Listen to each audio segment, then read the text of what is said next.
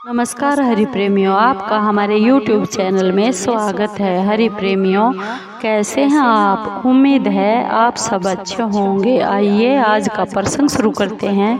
आज का प्रसंग है पद्मनी एकादशी कब है, शुभ समय क्या है और व्रत कथा क्या है। हरि प्रेमियों, उससे पहले अगर आप हमारे चैनल पर नए हैं तो प्लीज़ चैनल को सब्सक्राइब ज़रूर कर लीजिए और बेल आइकॉन को ज़रूर दबा लीजिए ताकि आप तक हमारे सारे नोटिफिकेशन पहुंच सके। हरि प्रेमियों, आपका एक भी सब्सक्राइब हमारे लिए बेहद मायने रखता है। आइए जानते हैं पद्मनी एकादशी कब है। हाँ हरि प्रेमियों, हमारे हिंदू पंचांग के अनुसार सावन मास के शुक्ल पक्ष की एकादशी 28 जुलाई 2023 को दिन शुक्रवार से दोपहर 2:51 पर शुरू हो रही है और इसका समापन हो रहा है 29 जुलाई शनिवार को दोपहर 1:05 पर। उदय तिथि के अनुसार पद्मनी एकादशी का व्रत 29 जुलाई को ही रखा जाएगा। यह दिन शनिवार ही होगा। पद्मनी एकादशी का व्रत का पारण समय रहेगा 30 जुलाई द्वादशी के दिन सुबह 5:41 से लेकर सुबह 8:24 तक पारण किया जा सकता है। हरि प्रेमी, मल मास यानी अधिक मास में होने के कारण इस एकादशी का महत्व बहुत ही अधिक बढ़ जाता है। आइए जानते हैं कमला एकादशी यानी पद्मनी एकादशी की व्रत कथा। हरि प्रेमियों, हर 3 साल के बाद अधिक मास आता है जिसे मल मास भी कहा जाता है और पुरुषोत्तम मास भी कहा जाता है।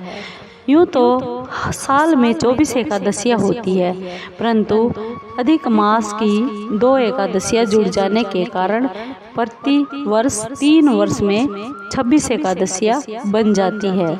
मल मास में परम एकादशी और पद्मनी एकादशी का व्रत रखे जाने का बहुत ही महत्व है क्योंकि यह 3 साल बाद आती है। आइए जानते हैं इस एकादशी की पौराणिक कथा। यह त्रेता युग की बात है। राजा कीर्तिवीर्य की कई रानियां थीं, परंतु उन्हें संतान कोई भी प्राप्ति नहीं हुई थी। संतानहीन होने के कारण राजा और रानियां बहुत ही दुखी रहते थे। एक दिन संतान की कामना से राजा और रानी के साथ जंगल में तपस्या करने के लिए चल पड़े और कहते हैं कि तपस्या करने से राजा की हड्डियां ही बस शेष रह गई थी। बिल्कुल कंकाल जैसा शरीर हो गया था। फिर भी तपस्या का कोई भी परिणाम नहीं निकला।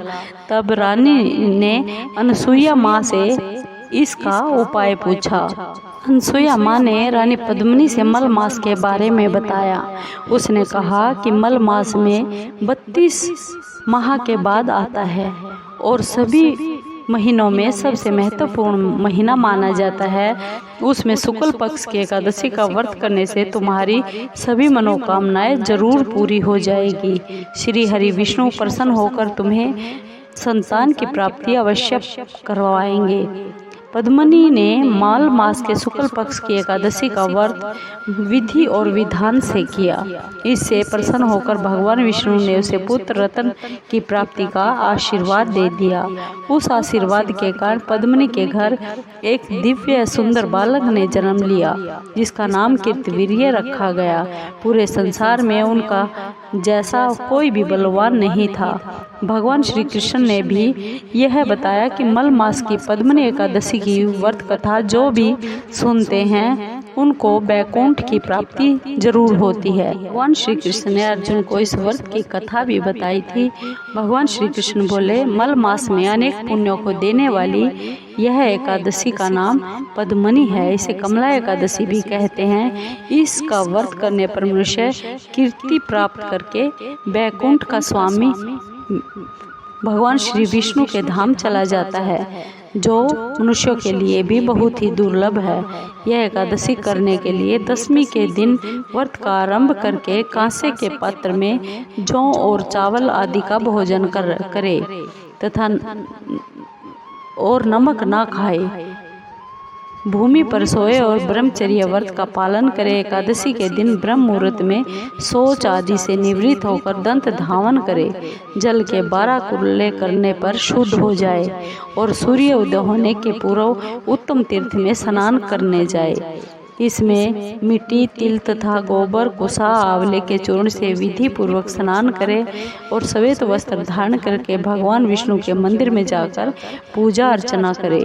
वो भी इस व्रत को करता है, कथा को सुनता है, वह मेरे धाम यानी विष्णु लोक को ही प्राप्त होते हैं। हरि प्रेमियों, आपको ये एकादशी व्रत कथा कैसी लगी? अगर आपको अच्छी लगी हो तो प्लीज़ चैनल को सब्सक्राइब कीजिए, लाइक कीजिए, शेयर कीजिए और कमेंट ज़रूर कीजिए। धन्यवाद दोस्तों।